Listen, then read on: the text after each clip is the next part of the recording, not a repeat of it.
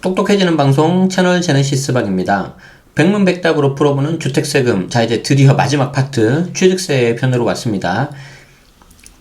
조금 더 제가 일찍 했으면 더 좋았을 텐데, 제가 이제 기사 분석을 좀 더 많이 하다 보니까 좀 늦어졌네요. 자, 이제 취득세 20문항 남았습니다. 첫 번째는 1번에서 10번까지, 그리고 두 번째는 영상은 11번부터 20번까지 해서 백문백답 유종의 미를 거둬보도록 하겠습니다. 자, 특히 취득세는 굉장히 세부담 많이 늘어났기 때문에 이거 조심하셔야 되고요. 잘 보시면은 분명 도움이 되실 거라고 생각합니다. 취득세 중과세율 1세대 기준 주택수 산정 방법에 대해서 살펴봅니다.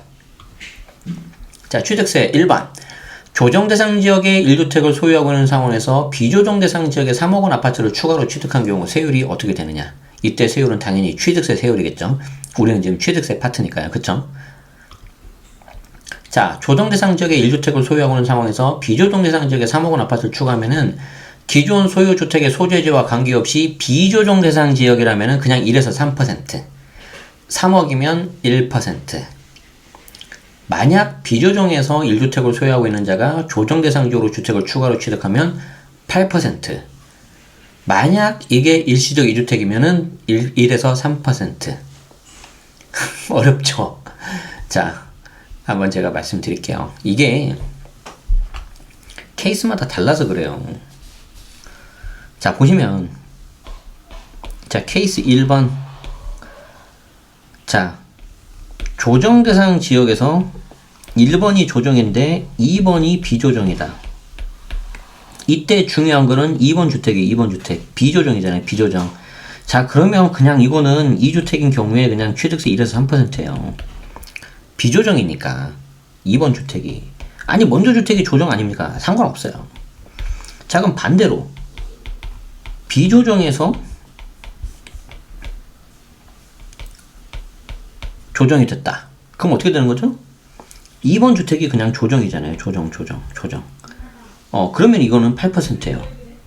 다만 일시적 2주택에 해당되면은 기존대로 1에서 3%. 그리고 이때 일시적 2주택은 비조정에서 조정이니까 3년 안에 팔면 돼요. 하나 더 해볼까요? 자, 3번. 조정에서 그럼 조정 가면 어떻게 되느냐? 조정에서 조정. 그럼 나중주택만 보면 돼요. 조정이잖아요. 조정. 8%죠. 만약에 일시적 2주택이면 똑같이 1에서 3% 되는 것이고, 그럼 이때 1에서 3%, 일시적 2주택은 어떻게 되는 거냐? 취득세 1년. 조정에서 조정이니까. 이렇게 됩니다. 이렇게. 이해되시겠죠? 어렵죠? 나중주택이 뭔지만 좀 보시면 돼요. 취득세는. 자, 그래서 지방세법 개정 후 취득세율이 이 조정대상 지역이 나중주택입니다. 나중주택. 나중에 구입한 주택이 1주택. 그러면 1주택은 처음이니까 1에서 3%인 거고, 나중주택이 조정대상 지역 2주택이, 그러니까 기존의 조정이든 비조정 상관없다는 거예요. 그럼 8%. 그리고 앞에 있는 3주택 중에서 2주택이 조정이든 비조정 상관없고, 세 번째로 하는 게 조정이면은 얘는 그냥 12%. 그리고 4주택이거나 법인인 경우는 12%. 그러니까 법인은 1주택도 곧바로 12%라는 거예요. 이 경우에도 나중주택이 비조정인 경우에는 2주택까지는 1에서 3%, 3주택이면 8%, 법인 4주택은 12%. 이해되시죠? 그래서 요 적용례를 한번 보시면 되고요. 자, 2020년 8월 12일 이후 취득분부터 적용하며 2020년 7월 10일 이전 계약분은 종전규정 적용되기 때문에 2020년 7월 10일 이전에 계약하신 분들은 취득세 중과는 걱정 안 하셔도 되겠다. 2번. 주거용 오피스텔을 취득하는 경우에도 취득세가 중과되는지. 주거용 오피스텔. 자, 주거용 오피스텔은 일단 이게 주거용인지 상업용인지 확정되지 않기 때문에 건축물 대장상 용도대로 그냥 건축물 취득세, 즉 4%가 적용돼요. 즉 결론은 뭐냐면 주거용 오피스텔 자체는 취득세 중과가 되지 않는다. 다만 2020년 8월 10일 이후에 취득한 주거용 오피스텔은 다른 주택 취득세 중과 판단할 때 주택수에 들어간다. 그렇기 때문에 결론은 뭐냐면 주거용 오피스텔 자체는 취득세 중과가 안 들어가지만 다른 주택 중과 취득세 중과를 만드는데 주택수 카운트 될 수가 있기 때문에 조심하자. 이렇게 하시면 되겠습니다. 3번 1세대의 범위는 어떻게 되는 거냐. 우리는 지금까지 앞에서 양도소득세 관련해서 1세대의 의미를 설명드렸었죠. 생계를 같이 하는 가족이라고 설명드렸는데 취득세는 그렇지 않아요. 그냥 주민등록법 제7조에 따른 세대별 주민등록표에 함께 기재된 가족. 그러니까 주민등록표에 그냥 함께 기재되면은 들어간다는 거죠. 자, 다만 배우자와 미혼인 30세 미만의 자녀는 세대를 분리해서 거주하더라도 1세대로 간주하는데 혹시 뒤에 나오지만 헷갈려 하실까봐 여기 제가 따로 적어놨습니다. 소득 있는 성인 자녀는 세대 분리 가능해요. 근데 이것도 웃긴 게 2020년 초 상반기만 하더라도 요 내용이 없었어요. 근데 2020년 7월달 지방세법 개정을 하면서 요걸 넣어서 이제 양도세하고 같이 맞췄는데 좀 이슈가 있었죠. 자, 그래서 뒤에 이제 곧바로 나오는데 미혼인 30세 미만 자녀가 취업해서 소득이 있는 경우라도 부모 세대원에 포함되느냐. 이게 포함됐었다니까요. 2020년 초만 하더라도. 안 믿겨지시죠? 그 행안부 자료도 있어요. 제가 가지고 있어요. 자, 근데 이게 이제 뒤에 바뀐 거죠. 합리적으로 바뀐 거죠. 자, 해당 자녀의 소득이 중위소득의 40% 이상이 되고 분가하면은 부모와 구분해서 별도 세대로 판단한다. 그래서 2020년 기준 1인 가구 중위소득이 월 175인데 요거의 몇 퍼센트입니까? 40%. 그러니까 한 70만원 정도 되겠죠. 그쵸? 그러면은 70만원 정도가 넘어가면은 세대 분리가 가능하다라고 해준 거죠. 물론 미성년자인 경우에는 소득 요건이 충족하더라도 부모 세대원에 포함되고. 자, 5번 부모님을 동거 봉양하기 위해서 세대를 합가했습니다. 이 경우에도 다주택자가 돼서 취득세 중과를 맞는 거냐.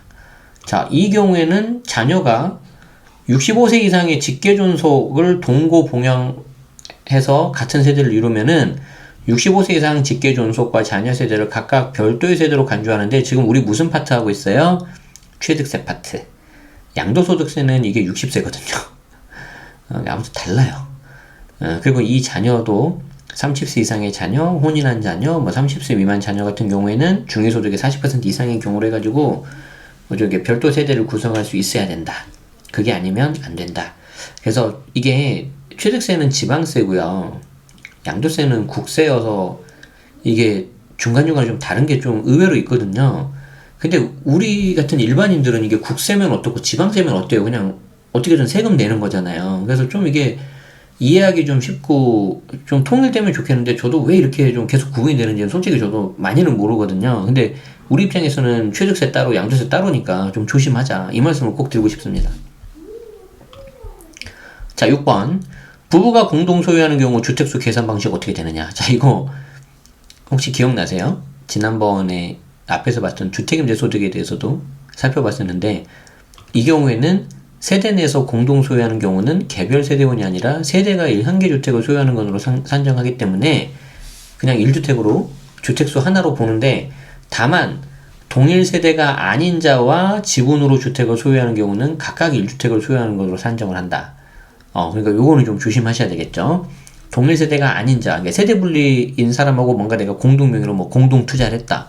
그러면 내가 지분을 뭐 50% 가지고 있다. 그러면 그거는 그냥 하나로 본다는 거예요. 그러니까 주택수가 오히려 더 늘어날 수 있기 때문에 그런 경우에 좀 조심하셔야 되겠죠. 7번. 상속주택도 주택수에 포함되느냐. 자, 거듭 말씀드리지만 지금 우리 취득세 편이잖아요. 제가 왜 계속 이거를 귀가 아프도록 말씀드리냐면은 예를 들어서 이 질문 자체도 좀 제가 봤을 땐 조금 정확하게 쓰면 좋겠어요. 상속주택이 취득세 주택수에 포함되냐, 취득세 중과를 위한 주택수에 포함되냐, 이렇게 해야 되거든요. 근데 이제 우리가 이 질문지처럼 익숙해져가지고 우리조차도 그냥 주택수에 포함되나요? 이러게 버리면은 그 주택수가 취득세 주택수인지, 양도세 주택수인지, 보유세를 따질 주택수인지 헷갈릴 수 있어요. 조심하셔야 됩니다. 자, 상속주택도 주택수에 포함되느냐? 상속인들이 공동으로 소유한 경우 주택수 계산 방식은 어떻게 되느냐? 자, 지분 상속 등 다양한 상속 상황을 고려해서 상속 개시로부터 5년 이내에는 상속주택을 소유주택수에 포함하지 않는데 이건 뭐죠? 취득세 주택수, 취득세 주택수. 네. 양도세는 뭐 비슷한 경우도 있지만 다른 경우도 있으니까 조심하셔야 됩니다. 예전에 어떤 분이 계속해서 이걸 막 좀 저한테 뭐 이게 다 잘못된 거 아니냐고 했는데 그 아무튼 기준이 서로 달라가지고 오해가 좀 있었어요. 아무튼 조심하셔야 되고요. 자, 따라서 상속 개시일부터 5년까지는 상속주택을 소유하고 있더라도 추가 주택, 취득주택의 경우에 1주택 세율, 취득세 세율 1에서 3%가 적용된다는 거죠. 자, 조합원 입주권, 주택 분양권, 오피스텔을 상속한 경우에도 주택수에 포함하되 상속 개시일부터 5년 이내에는 소유주택수에 포함하지 않는다. 자, 그리고 이제 5년 지나서 상속주택을 계속 소유하는 경우에는 주택수에 포함되는데 이때 주택수는 취득세 주택수다. 이렇게 좀 보셔야 되겠죠. 공동 소유한 경우에는 상속 지분이 가장 큰 상속인을 소유주택으로 판단하고 상속 지분이 가장 큰 상속인이 2명 이상인 경우에는 당해주택에 거주하는 사람 그리고 최연장자 순으로 판단한다. 자, 그래서 또 이게 이 상속 증여 쪽으로 가면은 뭐 이게 봐야 되는 것도 많고요. 경우에 따라서 뭐 민법도 봐야 되고 그렇기 때문에 특히 상속 증여 같은 경우라면은 좀 반드시 세무사, 뭐 경우에 따라서는 변호사 이런 전문가 분들과 좀 상의를 하시는 게 좋겠습니다. 제가 말씀드리는 건 이제 취득세 관련된 것만 좀 말씀드렸습니다. 참고만 하시고요. 자, 8번. 주택수 산정에서 제외되는 1억 이하 주택에 입주권, 분양권, 오피스텔이 포함되느냐. 자, 이거 좀 약간 디테일한 건데 구석진 내용인데, 자, 취득세 주택수를 따질 때 기준시가 1억 이하 주택은 취득세 중과 따질 때 빠지거든요. 그러니까 취득세 중과를 피하려면 기준시가 1억 이하 주택을 사면 되는데 또 여기에 예외가 재개발 지역 등 관리 지역에 있는 거는 비록 기준시가 1억 이하라 하더라도 취득세 중과에 들어가요.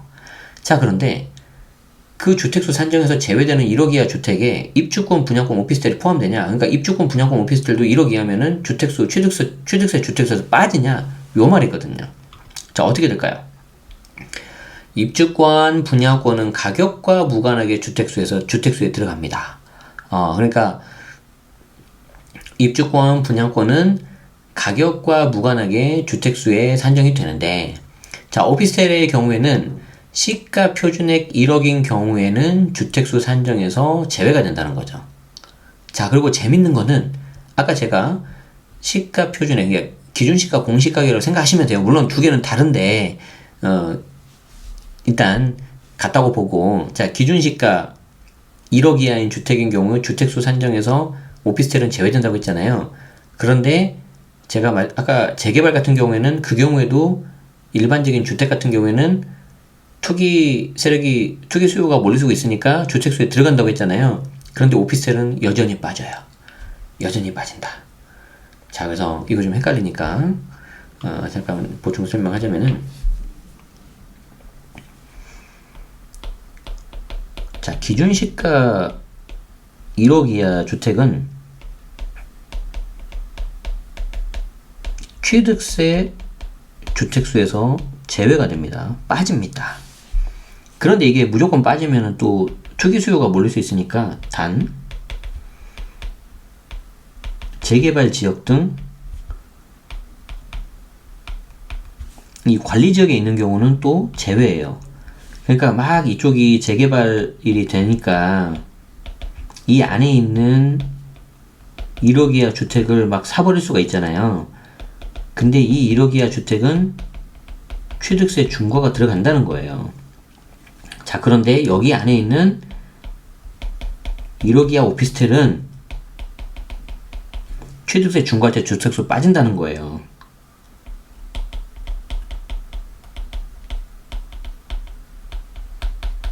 그러니까 여기 있는 오피스텔은 뭐 사더라도 중과하고는 취득세 중과하고는 상관이 없다 이거죠.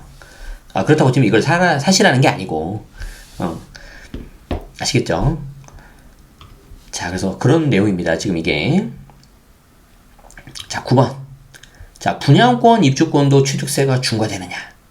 분양권, 입주권도 취득세가 중과되느냐?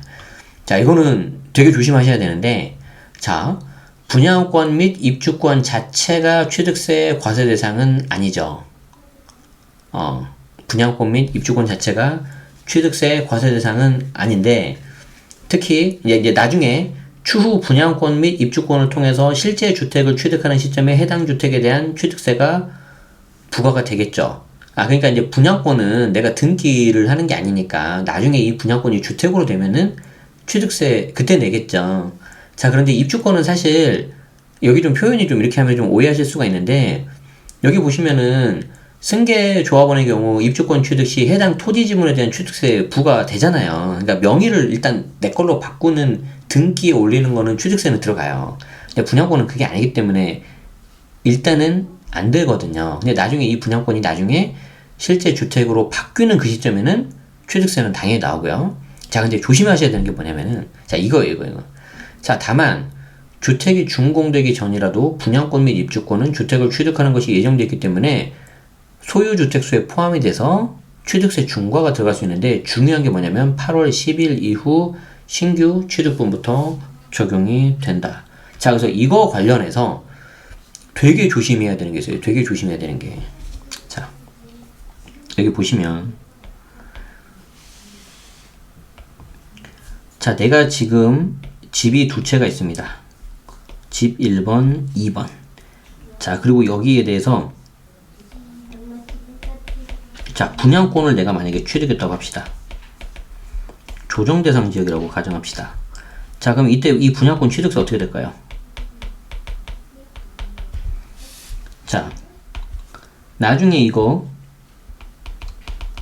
주택으로 바뀔 때, 분양권이 주택으로 바뀔 때 주택 1, 2는 그 전에 매도한다고 가정합시다. 자, 그럼 이때 분양권 취득세 몇 %일까요? 정답. 알 수가 없다. 알 수가 없다. 자, 왜 그런지 볼게요. 자, 1번 케이스. 2020년 8월 12일 전에 분양권을 취득했다고 가정하자. 2020년 8월 12일 전에 분양권을 취득하면 이때 분양권은 취득세 중과에 안 들어가요. 취득세 중과 대상 주택수에 안 들어간다고요. 자, 그렇기 때문에 이때 주택 1, 2번을 매도해 버렸잖아요. 그러면은 이 분양권이 이렇게 주택으로 취득할 때 되면 이때 1주택이지 않습니까? 그럼 이건 그냥 1에서 3%인 거예요. 1에서 3%. 이해되시나요? 자, 두 번째 케이스. 이게 폭탄인데, 이게 만약에 20년 8월 12일이 넘어서 분양권 취득했다. 근데 얘가 조정대상 지역이잖아요. 자, 그리고 1번, 2번 주택을 그 전에 설령 매도한다 하더라도 요 분양권을 취득하는 요 시점 있죠. 요 시점. 취득하는 요 시점. 취득 시점 기준으로 주택수를 따집니다. 자, 그래서 몇 주택이에요? 3주택이고 조정이죠. 몇 %? 12%. 저 이거 주택 하기 전에 매도하는데요? 필요 없어요. 12%. 왜? 취득 시점 기준으로 따지니까. 이거 지방세법 시행령 몇 조더라? 제가 조문은 잊어버렸는데 아무튼 있어요. 이거 진짜 조심하셔야 돼요. 이거 진짜 조심하셔야 됩니다. 그래서 나중에 이 분양권이 주택으로 되기 전에 내가 기존 주택을 팔면 되는 거 아닙니까? 그거를 판단하기 위해서는 요 8월 10일을 넘었냐 안 넘었냐 이게 되게 중요해요. 그래서 제가 8월 10일 전에 취득한 거는 파란색으로 했고 8월 10일을 넘어서 취득한 거는 빨간색으로 표현했거든요. 이게 그 색깔로 좀 구분하세요. 요 위치로 보면 여러분들이 헷갈릴 수 있습니다. 조심하세요. 그래서 함부로 지금 분양권 취득하는 것도 되게 조심하셔야 돼요. 자, 10번. 오피스텔도 주택수에 포함되느냐? 다시 한번 말씀드리지만 취득세 주택수에 포함되느냐 이 말이죠. 자, 포함될까요? 안 될까요? 재산세 과세 대상에 주택으로 기재되어 주택분 재산세가 과세되고 있는 주거용 오피스텔의 경우에 주택세가 포함되는데 여기 또 나오죠? 2020년 8월 10일 이후 신규 취득분부터 적용된다. 다만 8월 10일 전에 매매 계약을 취득하는 경우는 주택수에서 제외인데 취득세 주택수에서. 그래서 제가 계속 저도 힘들지만 취득세 주택수라고 말하는 이유가 양도세 주택수가 헷갈리면 안 되니까. 그래서 여러분들이 요 페이지 하나만 봐버리면은 양도세 주택수도 빠지나 보다 착각하기 너무 좋잖아요. 그래서 제가 계속해서 강조를 드리고 있는 겁니다. 아시겠죠? 자, 어떠셨나요? 생각보다 만만치 않죠. 취득세가 이렇게 어렵고 복잡해진 경우는 저도 최근에 별로 없었던 것 같은데, 어찌됐든 현실이 이렇습니다. 그래서 진짜 조심하셔야 되고요. 지금 열문항 한 20분 정도 제가 설명드렸는데, 사실은 더 좀 차분하게 길게 해야 되는데 지금 그럴 여력이 안 돼요. 너무 길면 또 여러분들 잘 못 보시고, 그래서 좀 이렇게 하는 거 양해 말씀드리고, 여기는 해당되는 내용 잘 보셔서 뜻하지 않게 많은 세금 내는 거 없기를 바라겠습니다. 그래서 제가 이제 멤버십 특강에서도 이번 12월에는 개정세법 특강을 제가 진행을 할 거고, 21년 1월은 그 해당 달 테마는 취득세를 좀 할 계획이에요. 그래서 취득세를 한번 끝까지 파헤쳐 본다. 그래서 그것도 한번 필요하신 분들은 참고해 주시면 감사하겠습니다. 네, 자, 1번부터 10번까지 취득세 편 여기서 마치도록 하고요. 이제 드디어 마지막 편 11번부터 20번까지 또 올려드릴 테니까 여러분들 참고하시면 좋겠고요. 또 이렇게 긴 영상 봐주셔서 다시 한번 감사드립니다. 저는 또 더 도움되는 정보로 여러분들 찾아뵙도록 하겠습니다. 고맙습니다.